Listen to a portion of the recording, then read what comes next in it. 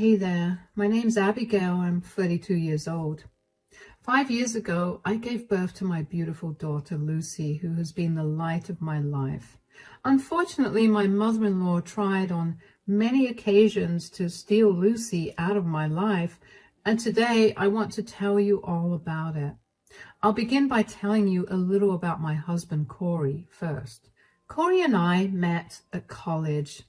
We were part of the same friend group and began dating after being friends for a year.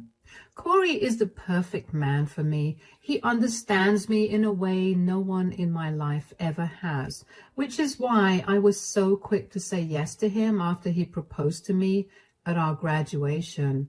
It is also the reason why I put up with his mother, Janice, for so long. Anyway, even though Corey and I got engaged straight out of college, we waited for another 2 years before we got married. At that time, we decided to get more acquainted with each other's families and focus on our careers. During that time, I got to know a lot about Janice. Janice had a huge complex, to put it very lightly. She was all over me initially. She called me her daughter after meeting me only once. Let me explain it to you a little more clearly. Janice has 4 children and all of them are boys. However, Janice's big dream has always been to raise a girl. Corey is the youngest of the 4 children, and every single one of his brother's girlfriends, and then later their wives, also had to go through what I went through. What also didn't help was that all of Janice's grandchildren were also boys. So she was really desperate for girls in the family. I didn't mind it, although I did find it a little odd. I figured her liking me too much was better than her hating me, so I considered it a win for me. Anyway, after Corey and I got married, we were doing very well financially. So we decided that we wanted to have a child. It took a few months of trying, but I eventually got pregnant. Corey and I were over the moon about it, and we threw a huge party to celebrate it. When it came time to figure out the gender of the baby, we had a small and intimate gender reveal party, which we invited Janice to. We found out we were having a girl, and Janice practically screamed with joy. I had never seen a more wild look in her eyes than I did that day, and that's including everything that's coming in this story. After I gave birth to my daughter, Lucy, Janice made herself a permanent fixture in our lives. Corey and I tried our best to keep her away, and we strictly told her that for the first 6 months of Lucy's life, we were not letting anyone into our house because that time was going to be used as family bonding time. Janice begrudgingly agreed, but once the 6 months were up, she was on our doorstep. Initially, it was nice to have her helping me, but then I began to notice her treating Lucy like she was her baby. She would refer to Lucy as her daughter to everyone she would talk to. It would irk Corey and me, so we brought it up with Janice, but she just brushed us off. Then, when Lucy was a year old, I caught Janice trying to get Lucy to call her Mommy. When I tell you I almost lost my mind, I mean it. Corey had to physically restrain me from saying a lot of hurtful things to Janice. I still let that go. I didn't stop Janice from coming over even after that.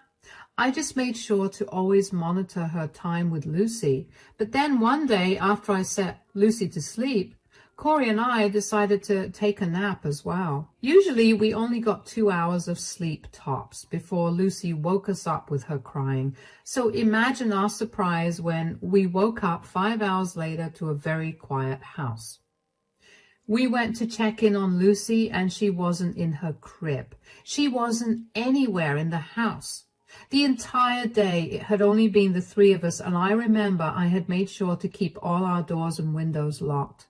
I checked the baby monitor, and I saw Janice had taken Lucy out of her crib. I was hysterical by that point.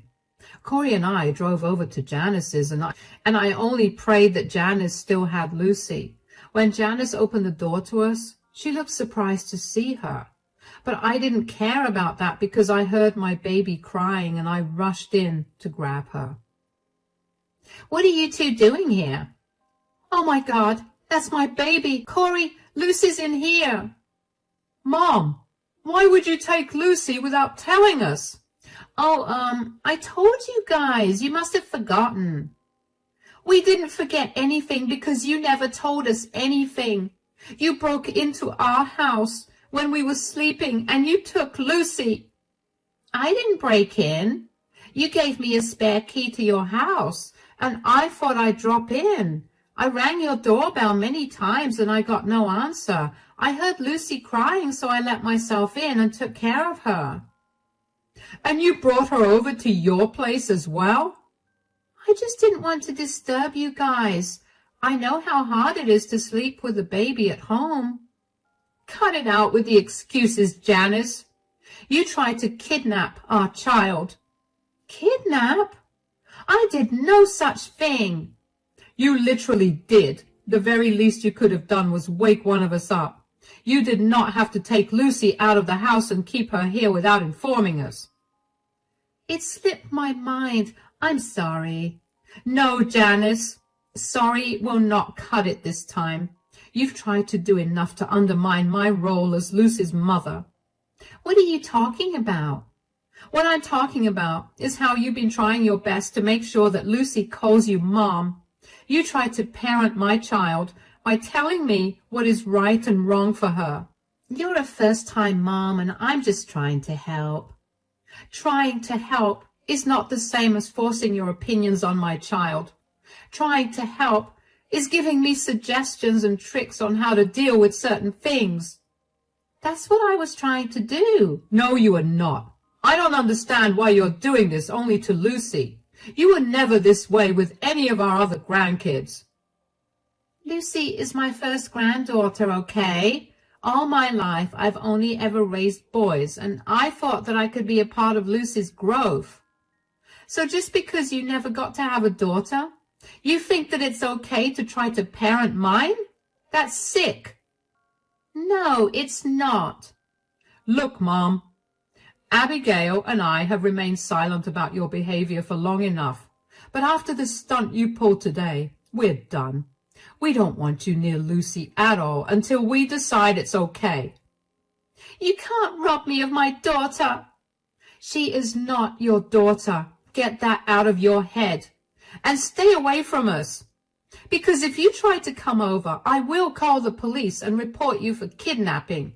I stormed out of her house with Lucy in my arms. I didn't think I would have been able to stop myself from hurting Janice for the way that she not only took my child from me, but also for how much she scared me. After that, Corey and I decided that it would be best for Janice to not be around Lucy at all until we decided it was okay. That period lasted a year, and we changed our locks and always double-checked to make sure that all our doors and windows were locked. Initially, Janice tried her best to contact us again, but we put a quick end to that. Janice backed away after we told her how serious we were pressing charges against her. Janice then began to make an effort to mend our relationship. At first, I did not let her new behavior affect me or change my decision, but over that year, I began to see real change in her.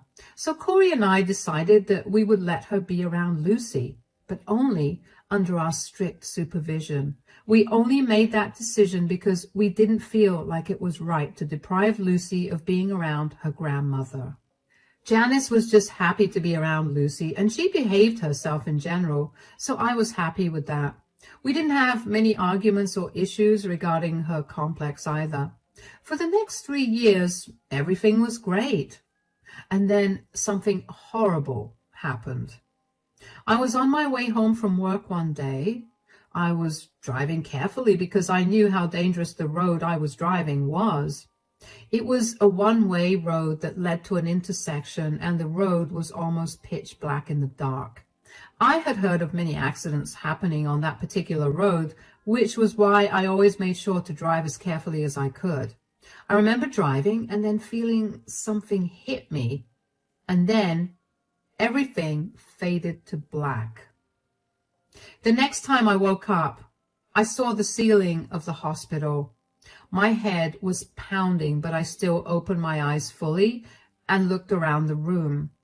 I was hooked up to an IV and a heart monitor. Corey was asleep on the chair, and before my brain could process what was happening, I was speaking. "Oh, why am I here? Oh my God, you're awake. What happened? You were in a horrible car crash." "What?" "You got so lucky, darling. I don't know what I would have done if I lost you." "What do you mean?" "Some drunk driver sped through a red light and totaled your car. You got lucky that they hit the passenger side of the car and you only escaped with a few bruises and a broken arm." "Oh my God! Is the other driver okay?" "No, they lost their life on impact." "Oh, wow." "Yeah, I was not kidding when I said that you got lucky. I'm so glad you're alive." "Me too. How long was I out for?" "It's been a day. You got hit on the head real good, but thankfully it only knocked you out. You don't have any brain injuries. Your body just needed rest from the shock. But if the impact on your head was any more than, hey, don't think about that. I'm here and I'm alive. I avoided all the dangerous aspects of that car crash and I'm okay. Thinking of the what ifs will not change our reality, a reality we're grateful for." "You're right. I'm so glad you're alive. You have no idea how panicked I was when I got the call that you were being rushed to the hospital." "I can't imagine what you must have gone through. You were so strong. I'm sorry that I put you through all of this." "You have nothing to apologize for, so don't." "All right, darling. Where's Lucy, by the way? How is she? Is she okay?" "Yes, Lucy's okay. I gave her a general rundown of what happened, but I didn't mention anything about how you almost, didn't make it. She was scared, but I assured her that you were fine. I just got off the phone with her before you woke up." "Okay, that's good. I don't want her worrying about anything. Where is she?" "She's staying with Mom. She didn't want to go there because she wanted to be by your side, but I didn't know what you'd look like. I mean, if you looked too beat up, Lucy would have been hysterical, and I didn't think I'd be able to handle that." "You did good, darling. Thank you so much for taking care of everything." "Hush. You also don't have to thank me for doing my duties as a father." "I know, but I also know that handling all of that while freaking out about me was also not an easy thing to do."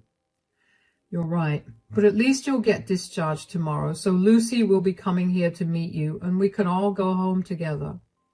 "All right. That's something to look forward to."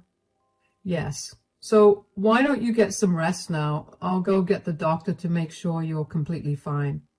"Yeah, okay." I couldn't believe that I was in a near-fatal car crash. I couldn't help but feel terrified about the fact that I almost made Corey a widower and almost left Lucy without a mother.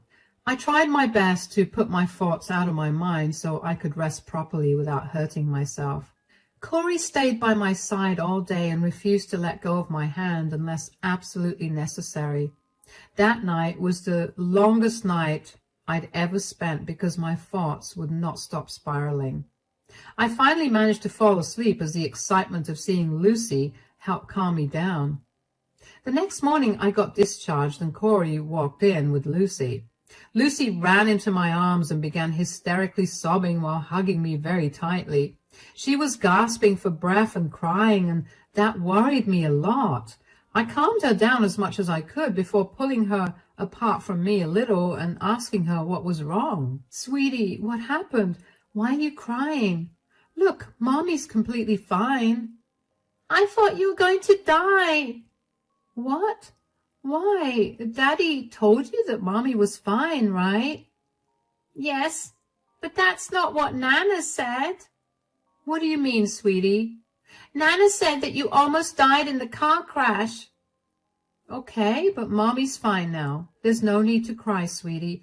I only have a broken arm, but look, you can draw all over my cast." "Yeah, but Nana said she wished that you died in the car crash." "What?" Why would she say that? She kept telling me that. I got so scared, Mommy. I thought you were going to die. Sweetie, I'm not going to die. I'm fully alive. Here, touch my heart. Can you feel the heartbeat? Yes. That means I'm alive, okay? But what about what Nana said? Nana was just being mean. I don't know why she did that, but whatever she said didn't happen. But what if it does happen? Well, it might happen, but it won't happen for a very, very long time. I promise you that I'll be safe and I'll be with you for a very long time. Okay, I believe you. Good. And I promise you that I will talk to Nana about this. I don't want to see Nana again. She scared me so much. I don't want to be around her because she's mean. Of course, sweetie. I'm not letting her be around you at all. Thank you, Mommy. You're very welcome, Pumpkin. You've been a very brave girl. You know that, right? Really? Yes. I have the bravest little girl, and I couldn't be prouder of that. Now, how about we go get you some ice cream for a treat? Yay, okay. I was furious. I couldn't believe that Janice would say something like that to Lucy at a time when I was genuinely in danger. Not to mention actually wishing death on someone, especially your own daughter-in-law, has got to be the most inconsiderate and disgusting thing that I have ever heard. I took Lucy out for ice cream after I got discharged, and when we got home, I put her to bed. I tried my best to look happy for her, but on the inside, I was trying my absolute best to not dial Janice's number and give her a piece of my mind. Corey did not see any of Lucy's breakdown because he was busy filling out the paperwork for my discharge. So after Lucy was asleep, I filled him in on what happened with Lucy. Corey was just as angry and upset as I was. In fact, he reached for his phone and was ready to dial for Janice when I had an idea in my head. This was the last straw. I knew that Janice had truly not changed at all, and she would not stop trying to be Lucy's mother. She needed to be shamed, and she needed to learn her lesson. I told Corey that I would like to invite Janice over so I could record her confession and then play it at her birthday dinner that weekend. Corey loved my plan, so I went ahead and called her. Janice sounded concerned for me, but I shut that down by pretending to be really tired and in no mood to talk at that moment. I invited her over, and Janice sounded a little nervous when she agreed. Janice was all set to come over the next day, and Corey and I were all set with a small camera hidden in the living room that was aimed at where Janice was going to be sitting. When she pulled up in the driveway, Corey answered the door and let her in before telling her that he had to go run some errands. She walked into the living room where I was sitting. Oh, Abigail, I got so worried when I heard that you were in a car crash. I'm so glad you're okay. Cut it out, Janice. What? What do you mean? I know what you told Lucy. I have no idea what you're talking about. Oh, really? Then let me refresh your memory. You told Lucy that you wished the car crash had killed me. Why did you say that? I didn't. Don't even try to deny it. Do you even know how much you scared Lucy? You don't know how heartbreaking it was to hear her beg me not to die.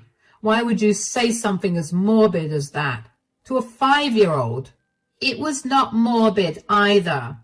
So you did say it then? Oh, for heaven's sake, yes. Yes, I did. But I didn't mean to scare Lucy. What did you possibly think would happen when you told a child that you wished her mother would have died? I was just preparing her for the worst-case scenario. I didn't think you'd actually die, but if you did, I didn't want it to come as a shock to Lucy. So you told her that you wished I died? Fine, maybe I did wish that. But both you and I know that you're a horrible mother. What does that have to do with this? I never got to raise a daughter. You know that. All I asked was that you let me take care of Lucy sometimes, but you never let that happen. In fact, you kept her away from me for a whole year. That's because you tried to get my daughter to call you Mom. You tried to parent her. And when I tried to tell you to stop, you took Lucy home with you without letting either Corey or I know. You wouldn't let me be there in Lucy's life the way I wanted to. So you hoped that I wouldn't survive the car crash because you wanted to be a mother to Lucy? Do you think a good mother would talk to a child that way? And what makes you think that Corey would let you be anywhere near you after I died? My last wish would have been to never let Lucy near you. This is why I hope you didn't make it. You're so selfish and you only care about your needs. What about me? What about how I feel? Why is it so hard for you to understand that I wanted a girl child? You could just let me live my dream out a little. You have a lot of issues that you need to sort out. Don't project them onto me or Lucy. I don't have any issues. The only person with issues is you. You can't seem to show any empathy towards another woman. That is a value that I desperately wanted to teach Lucy. She deserves a better mother than you. If you think you'd be a better mother than me, then you should know that Lucy does not want to see you anymore. That's because you poisoned her mind against me. I didn't do any of that. I told you that you scared her a lot, and she did not like that. I'm not going to let this go. You're going to regret this. I'm going to get my granddaughter back, and I'm going to tell her about how awful you are. And when she leaves you for me, I'll laugh in your face when you cry. I couldn't believe how twisted Janice's thoughts were. Did she honestly believe that I'd let someone else be a mother to my daughter? I was furious, but I also knew that I had a better plan in mind. That weekend, Corey and I decided that we didn't want Lucy to come for Janice's birthday dinner. We dropped her off at my friend's place and made our way to Janice's. When Corey and I arrived at Janice's house, I told Janice that I had a birthday video present for her.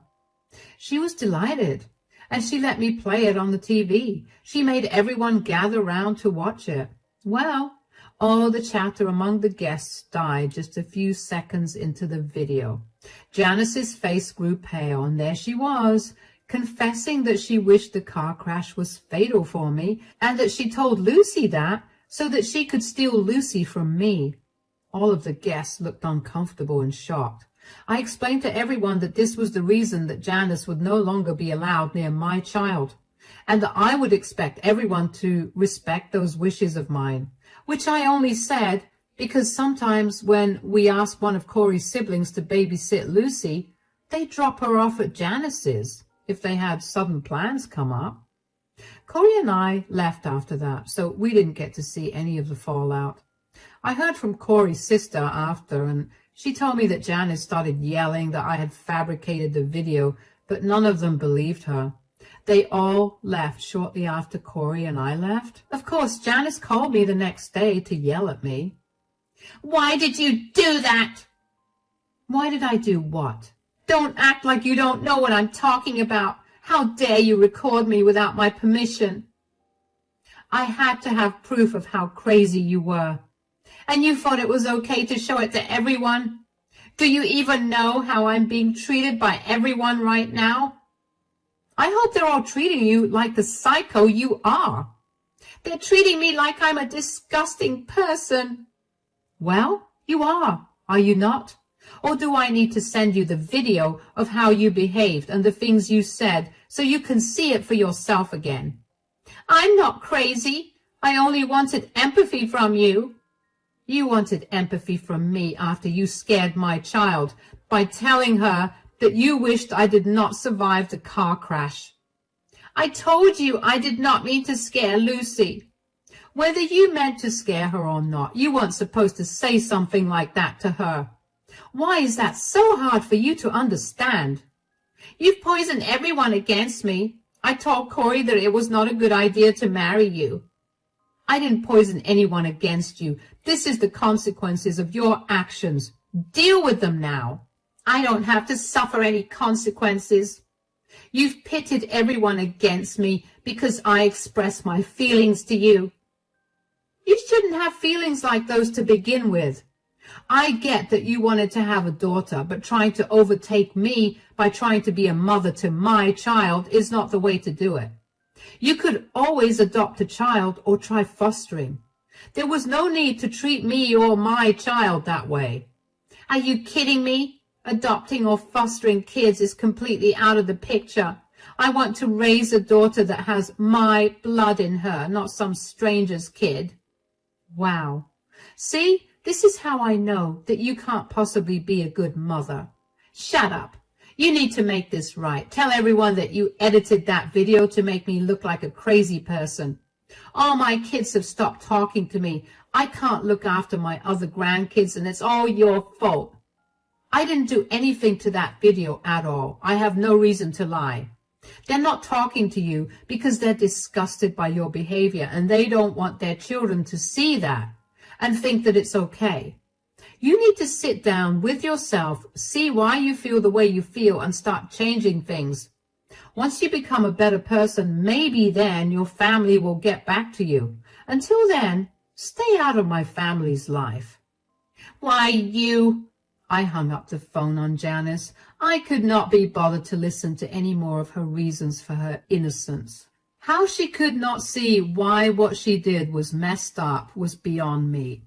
It was not my duty to teach her why what she did was wrong. She was older than me. She had so much more intellect and life experience than I did. Gosh. Anyway, Janice was telling the truth about being cut off by the rest of the family. No one wanted to be associated with her after they watched the video. A lot of them reached out to me again and told me about how they were completely on my side.